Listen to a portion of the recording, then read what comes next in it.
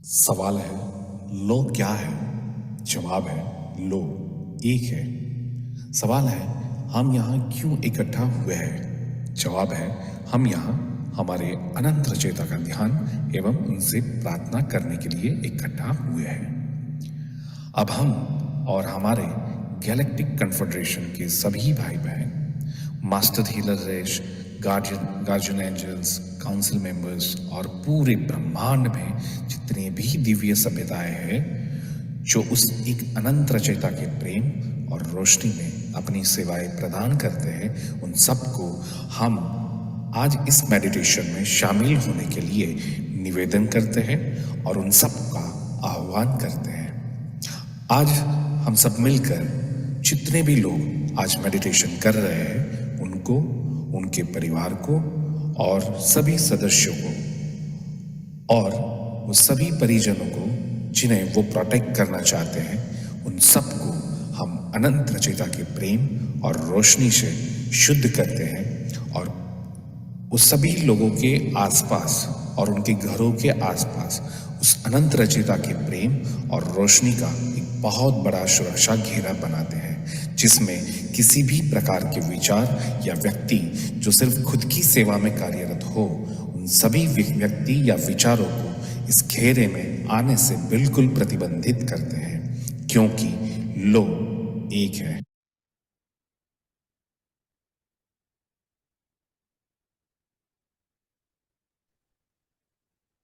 आवाज आ रही है? हाँ अरे नमस्कार दोस्तों।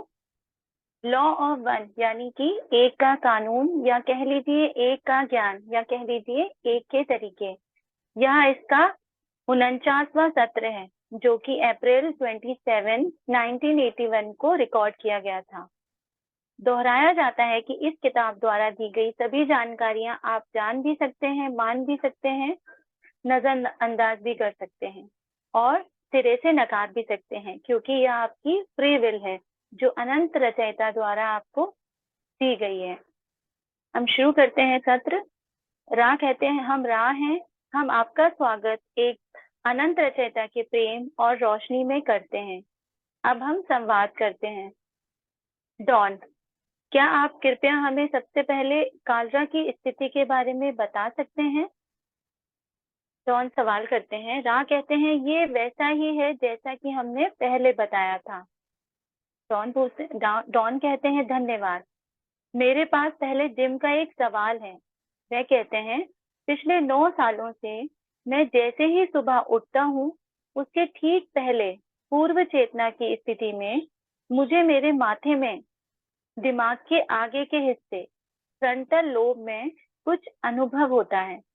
यह अनुभव आनंद और दबाव का एक मिश्रण है जो माथे से शुरू होता है और पूरे दिमाग में पल्स के द्वारा फैल जाता है और मेरे दिमाग में मुझे एक ऑर्गेज्म की तरह महसूस होता है। मेरे पास इस तरह के अब तक लगभग 200 अनुभव हैं और अक्सर वे सपनों और आवाजों के साथ होते हैं जो शायद ही कभी मेरे लिए ज्यादा मायने रखते हैं। मेरे माथे पर होने वाले इन अनुभवों का क्या स्रोत है? तो रा कहते हैं, हमने जिम को स्कैन किया है और पाया है कि उसके दिमाग के उस विशेष भाग में उसके शारीरिक स्वभाव से संबंधित कुछ सटीक जानकारियां पहले से ही मौजूद हैं।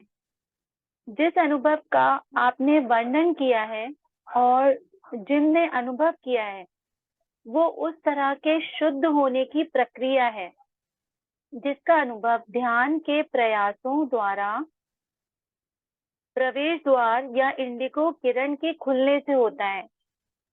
इस प्रकार मन परिसर एक पवित्र या बैंगनी किरण का अनुभव करता है। इस तरह के अनुभव उसकी शुरुआत है जिसमें शरीर, मन और आत्मा प्रवेश द्वार या इंडिगो स्तर में एक हो जाते हैं, जिससे न केवल आनंद का अनुभव प्राप्त होता है, बल्कि इसके साथ चलने वाली अनंत बुद्धिमानिता की समझ भी प्राप्त होती है। इस प्रकार शरीर का ऑर्गेज्म और मन के ऑर्गेज्म मिलकर एक हो जाते हैं, जो आगे आध्यात्मिक एकता के लिए उचित प्रवेश द्वार तैयार करता है। और इसका उपयोग एक रॉकेट की तरह होता है, जिससे एक अनंत रचयिता के सारे अनुभवों की पवित्रता हम महसूस करते हैं। इस प्रकार ऐसा काफी कुछ है जिसकी आशा आगे जिम कर सकते हैं। तो डॉन कहते हैं जिम से, क्या आप इस सवाल में कुछ जोड़ना चाहेंगे? जिम, ठीक है। रा से बोलते हैं, मैं पिछले सत्र में सोच रहा था कि आपने बाएं और दाएं कान में आने वाली ध्वनि के बारे में बताया था, तो क्या बायां और दायां दिमाग किसी प्रकार से खुद की सेवा और दूसरों की सेवा वाले झुकाव से संबंधित है? क्या आप इस पर टिप्पणी दे सकते हैं?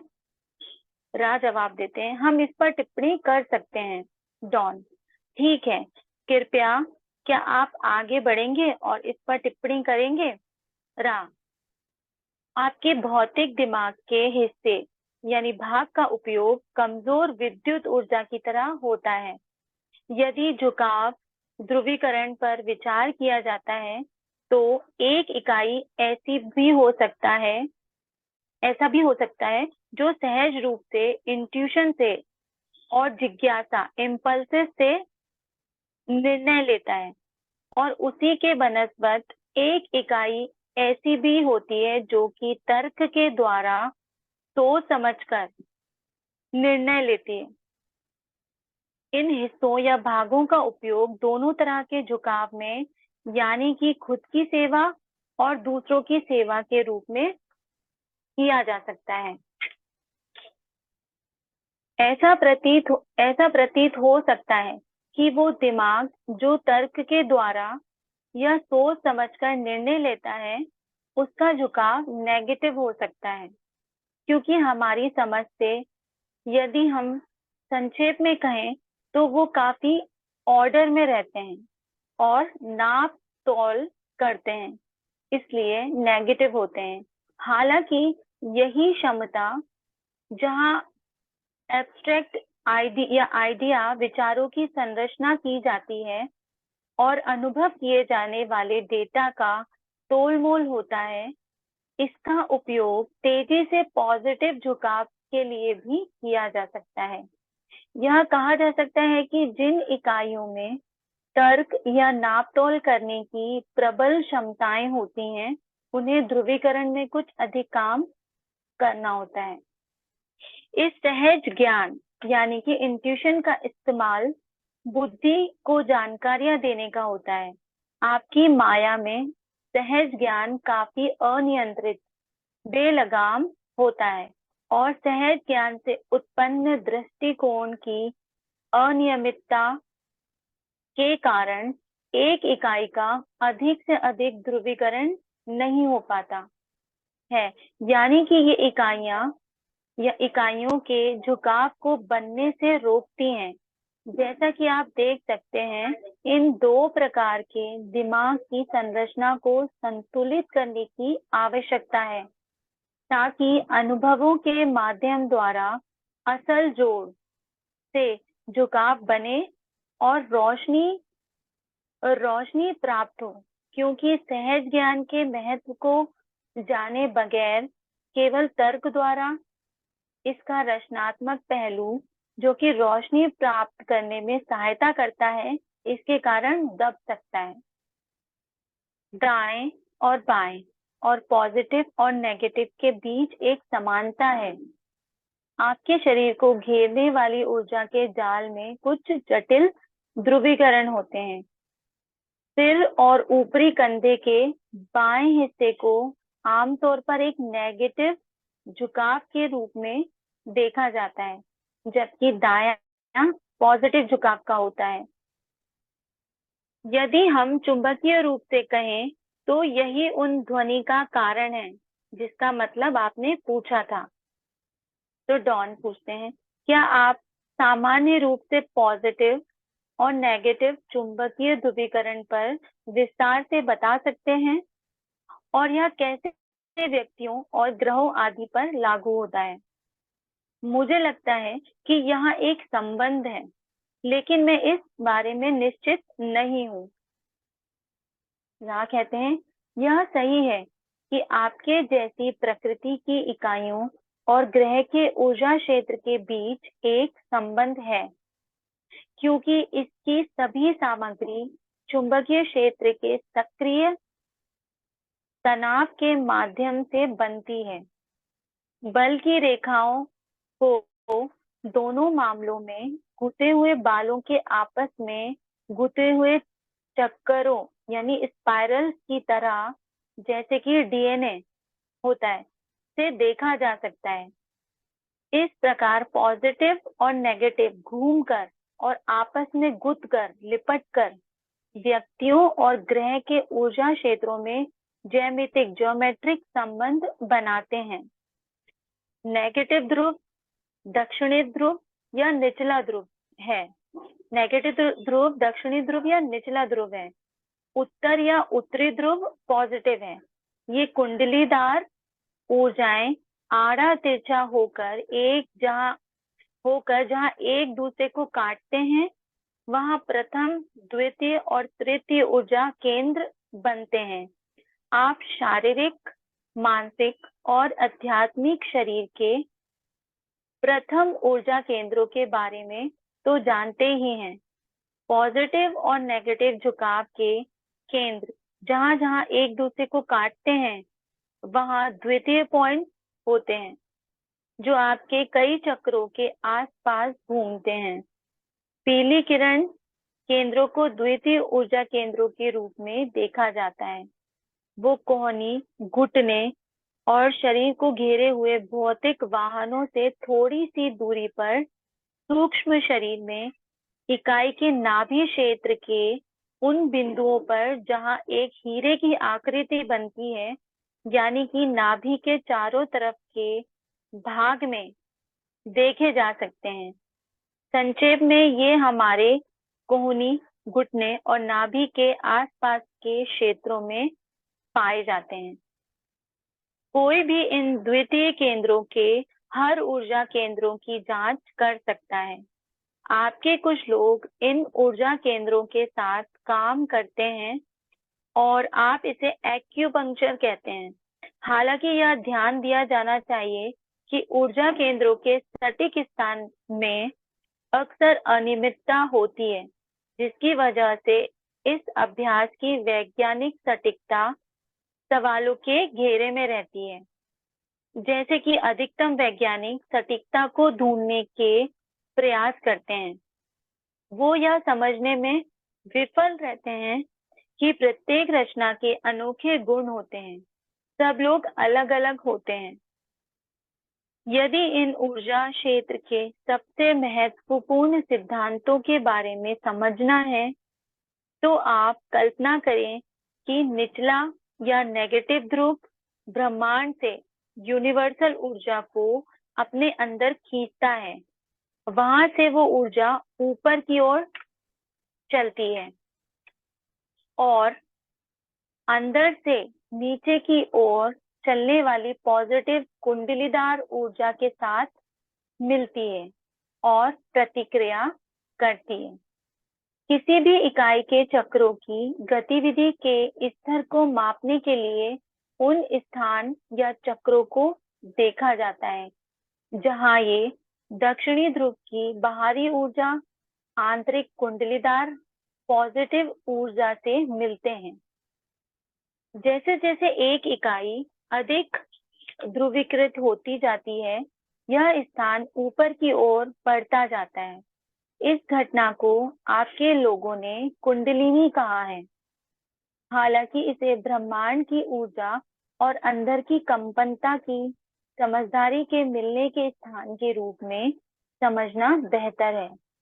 इस स्थान को ऊपर बढ़ाने की कोशिश चुंबकत्व के आध्यात्मिक सिद्धांतों को समझे बिना, जिस पर यह निर्भर करता है, महान असंतुलन को आमंत्रित करने जैसा है।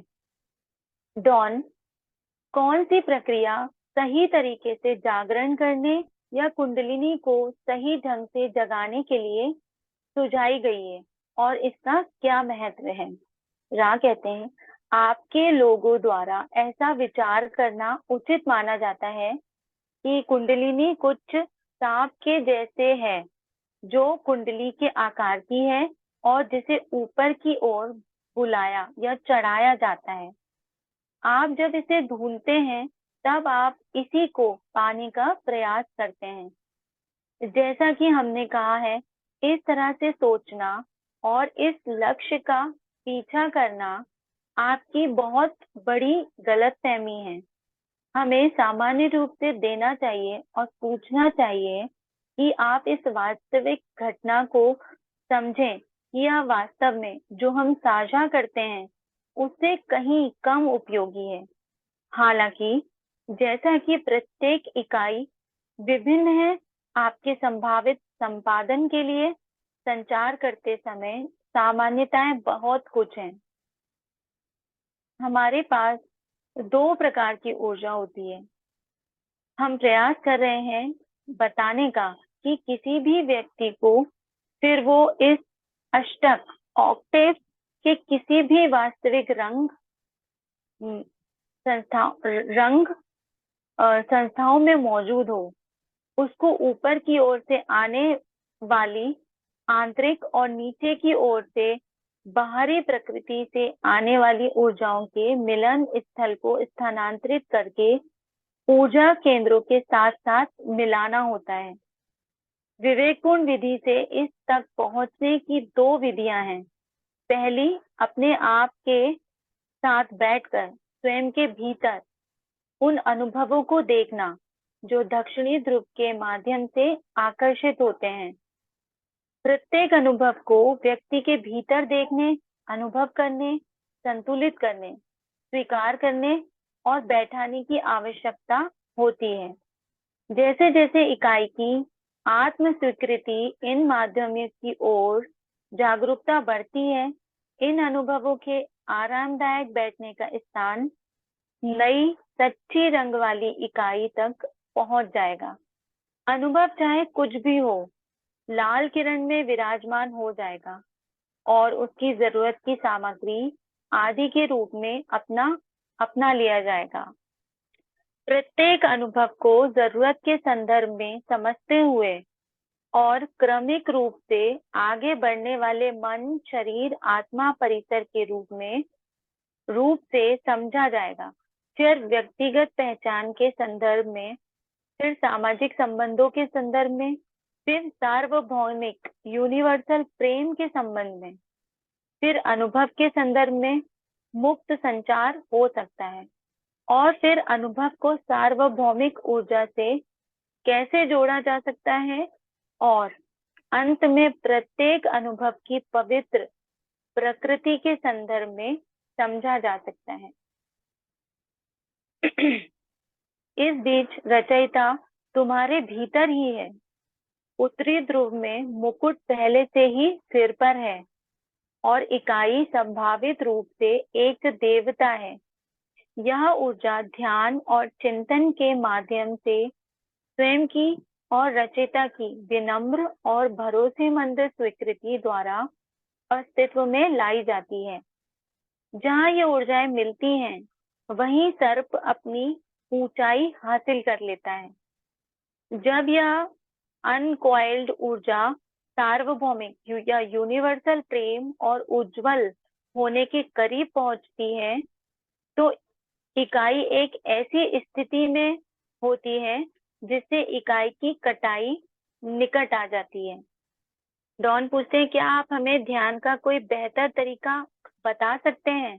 रा कहते हैं नहीं। डॉन कहते हैं, क्या आप हमें बता सकते हैं कि इन दो तरीकों में से कौन सा तरीका सही है ध्यान के लिए? या मैं कहूँ, इसका फायदा तब है कि जब आप ध्यान करें और अपने दिमाग को बिल्कुल शांत रखें और उसे धीरे धीरे खाली होने दें।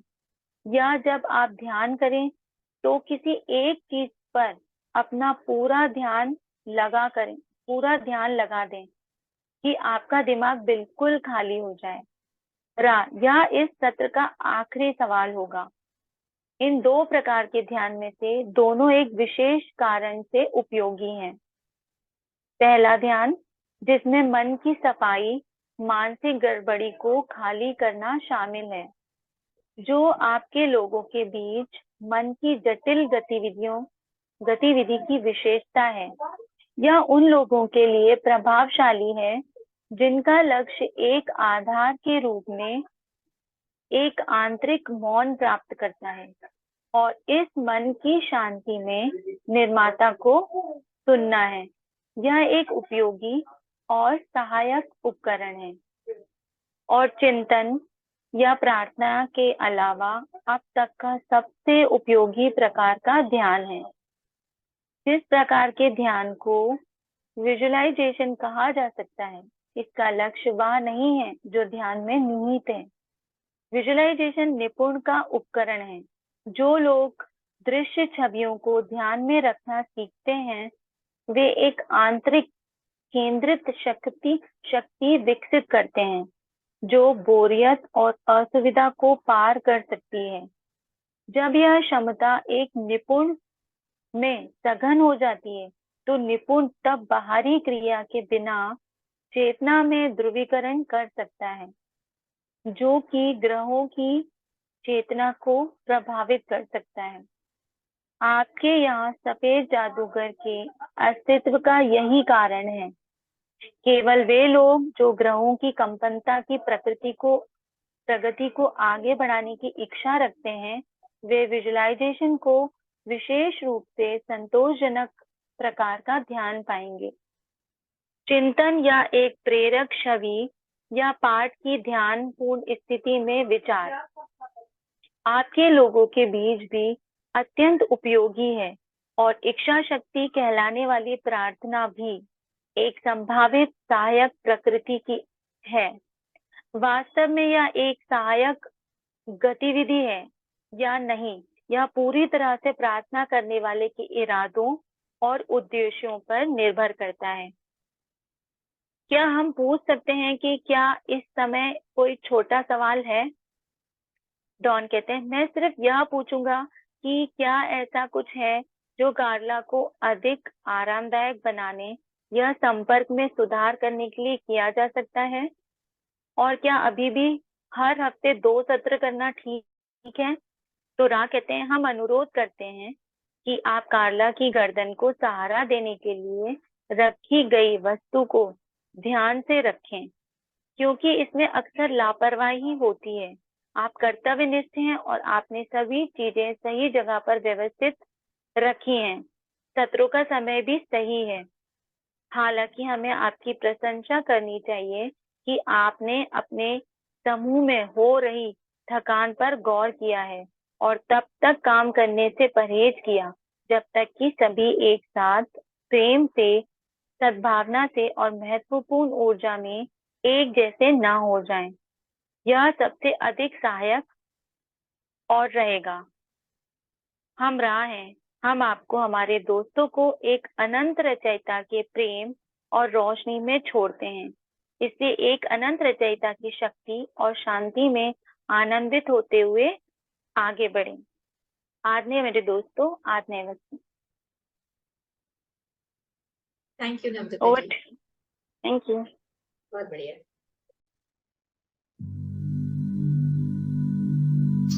मैं अपना एनर्जी फील्ड सुरक्षित कर रहा हूं। मैं अपना ऑरा लॉक कर रहा हूं।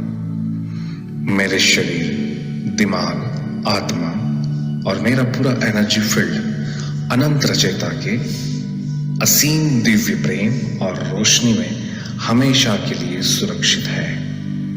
अनंत रचयिता के असीम प्रेम और अनंत रोशनी से बना हुआ मजबूत सुनहरा कवच,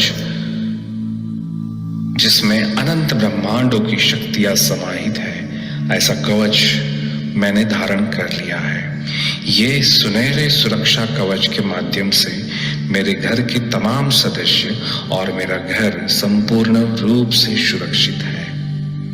जो अनंत रचयिता के प्रेम और प्रकाश में अपनी सेवाएं प्रदान करते हैं, ऐसे ब्रह्मांड की सभी दिव्य सभ्यताओं और मेरे सभी शुभ चिंतक जो मेरे लिए दिव्य प्रेम और शुद्ध पवित्र मन से जो मुझे आशीर्वाद देना चाहते हैं, वो तमाम दिव्य पवित्र चेतनाओं को मैं परमिशन देता हूँ कि जो मेरे साथ दिव्य रूप से कनेक्ट हो सके। बाकी तमाम प्रकार की वस्तु, विचार, व्यक्ति जो खुद की सेवा में ही कार्यरत हो, ऐसे अपवित्र भावनाओं से मेरे एनर्जी फील्ड में आना चाहे, उन तमाम एंटिटी या विचारों के उन रूपों को मैं प्रतिबंधित करता हूँ, क्योंकि ये मेरी फ्री विल है और यही अनंत रचयिता के एक का कानून है। I am protected, I am protected, I am protected. Thank you so much.